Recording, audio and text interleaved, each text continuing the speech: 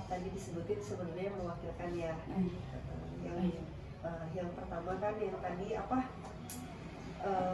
Saluran yang kurang memadai. Saluran yang kurang memadai kadang. Ya, kalau ini versi saya ya. Iya.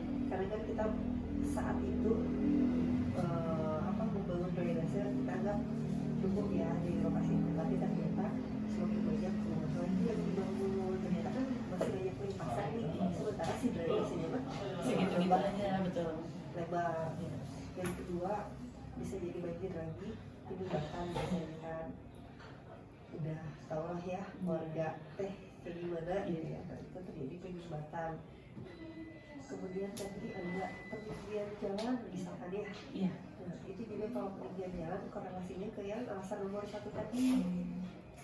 Ukurannya juga ya sebenarnya mau jalan dia selebar apapun ketika si saluran drainasenya mumpuni lah itu gitu.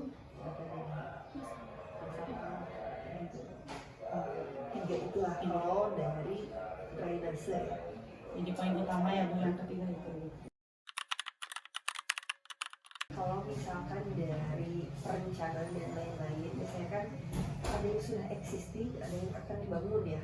Kalau yang sudah existing, biasanya ketika dipengaruhi oleh si drainasenya itu rusak, maka ada perbaikan atau rehab disebutnya. Tapi ketika muncul lagi permukiman di suatu tempat, dia tuh namanya juga permukiman yang mereka ini tidak memikirkan gimana drainasenya. Nah biasanya itu dilakukan pembangunan baru dari kita. Jadi ada dua, ada pembangunan baru, ada rehabnya. Jadi kalau dari perencanaan itu yang biasa kita lakukan adalah ketika rehab itu melihat kondisinya sudah tidak baik, baru kita rehab. Tapi ketika tidak ada saluran, kita membangunkan pembangunan baru. Jadi ada dua kalau dari perencanaan terkait drainase. Kalau misalkan tadi coba aja ulang satu dulu terjadi deh ya tak? Terkait pemeliharaan. Oke. Kalau pemeliharaan yang tadi itu kita kan ada suka ada di lapor. Nah, lapor warga itu bisa melaporkan. Kan kita PU enggak setiap hari keliling patroli gitu. Kota Sukabumi, tapi ada laporan misalkan sebagai contoh laporan drainasenya rusak butuh perbaikan, mereka melapor bisa lewat lapor atau tingkat RT RW kelurahan kecamatan dan langsung ke dinas dan dinas sampai oh iya ternyata saluran ini rusak perlu perbaikan. Nah, nanti kita buatkan tadi ke pertanyaan yang nomor 2 perencanaannya. Ketika perencanaannya oh iya panjangnya berapa yang harus kita perbaiki, RAB-nya berapa, gambarnya kayak gimana, baru nanti kita ditanggapi dengan perbaikan rehab. Next apa lagi tadi? Beres tuh. Lalu itu pembersihannya. Kalau pembersihan sebenarnya kalau drainase lingkungan apa ya, itu harus juga ada kesadaran masyarakat, kesadaran bersama ya Bu, gitu tanggung jawab. Cuman kalau di PU sendiri, nah biasanya kalau ada pembersihan itu di saluran irigasi itu di SDA. Jika ada sedimentasi dilakukan pengerukan. Kalau untuk pembersihan rutin kegiatan kita nggak ada. Kita ada kegiatan membersihkan drainase, misalkan di perumahan ini kita mau bersihin. Jadi balik lagi ke masyarakat yang masing-masing gitu ya Bu. Gitu ya kan, misalnya di depan rumah kalian, apa harus ke PU dibersihin kan? Betul. Kita kerjanya ngapain, ngebersihin mulu. Kayak tadi belum beres satu lagi kayaknya. Satu lagi atau untuk perbaikan salurannya, satu lagi. Kalau perbaikan Saluran drainase. Perbaikan saluran drainase tadi kalau ada kerusakan, ketika ada kerusakan kita dilakukan perbaikan. Itu pun dilihat dari apa ya, kekuatan anggaran yang ada di dinas. Kalau kita nggak ada duitnya mah, Iya gimana? karena kita kan juga banyak, jadi ada nanti skala prioritasnya. Yang rusak banget itu yang mana, ini yang urgent. Tapi ketika kegiatan anggarannya banyak mah, karena semua dapat tertuntaskan. Kalau kayak genangan gitu, kalau orang berumur suka ada pompa penyedot misalkan ya. Cuman kalau untuk perbaikan programnya itu kita ada program sistem perbaikan drainase lingkungan. Itu ada berarti kegiatannya banyak kayak rekon atau pembangunan. Jadi kita tidak selalu spesifik, cuman si programnya ada di kita. Jadi ketika si drainasenya ini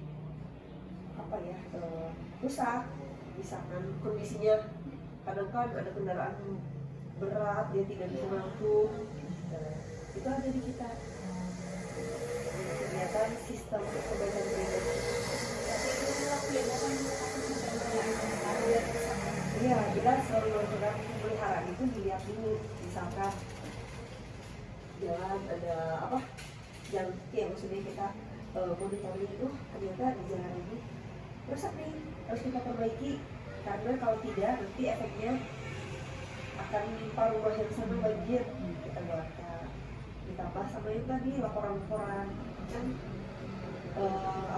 kewilayahan lebih tahu ya, ada kelurahan RT gitu kan, mereka lebih hafal wilayahnya. Nah, mereka ketika ada kerusakan infrastruktur dia pasti ngelaporin ke PU, bukan hanya drainase saja.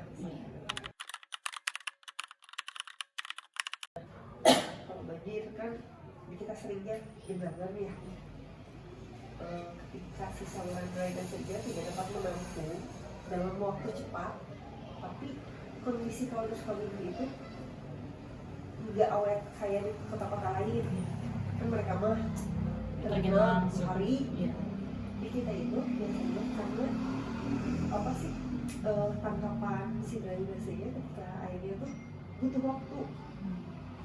Jadi kalau udah kita tungguin sejam, kita juga lihatnya sendiri, ngalir sendiri. Cuman kita juga suka cari tahu nih wilayah yang biasanya, oh bu ternyata diambil teh iya cina numpet teh gara-gara air nu katutupan, ada yang membangun rumah ternyata naik kena drainase dicor.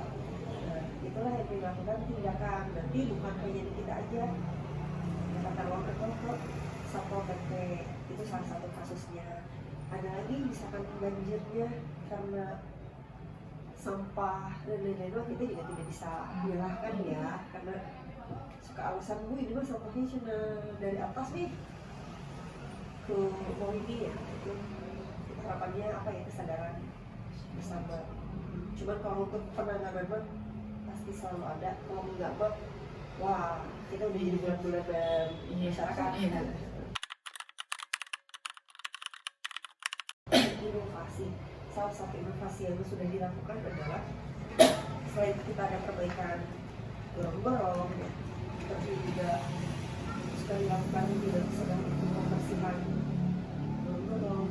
Kita juga ada kolam retensi yang di terminal jalur. Terminal. Ada kolam, itu sebagai catchment area, tangkapan air. Jadi bisa alirkan dari sana, itu harapannya tertampung gitu. Kan dulu sering tuh banjir ya di jalur ya. Inovasi yang kita lakukan tuh, coba deh kita pakai kolam retensi itu biar si airnya masuk. Tapi itu sudah itu bu? Sudah. Sudah terjadi gitu? Udah. Jadi kolam retensi itu salah satu inovasinya.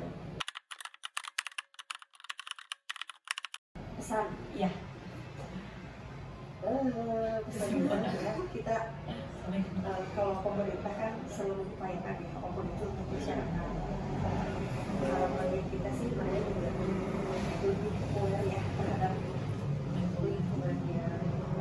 Berarti kan kalau kita ngomongin tadi banjir, kemudian hubungannya dengan drainase, hubungan terakhir adalah dengan kebiasaan pola hidup masyarakat.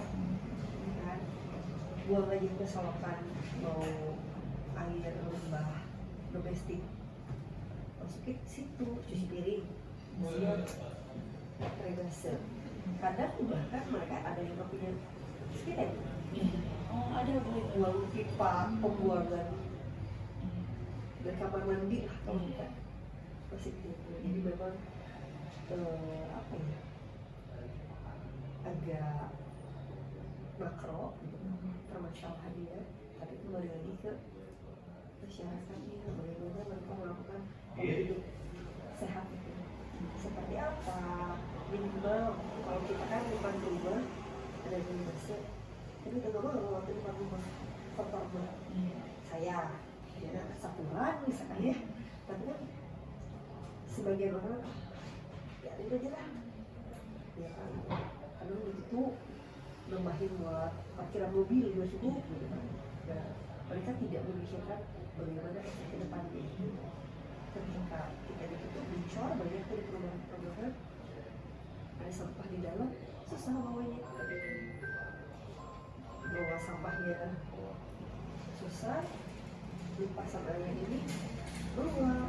Tapi ketika salurannya jadi kelihatan pemerintah kan memang suka ada ini loh, Iya. besi, itu sebenarnya menggunakan kita kalau perlu ada evakuasi, evakuasi faktor numpuk, misalkan rumah terjebak kita buka itu masuk. Tapi kan sekarang sudah pengen mode ya bumi ya. Jadi balik lagi sih, harapan kita ke masyarakat apa ya, kesadaran masyarakat bahwa bersih gitu ya, untuk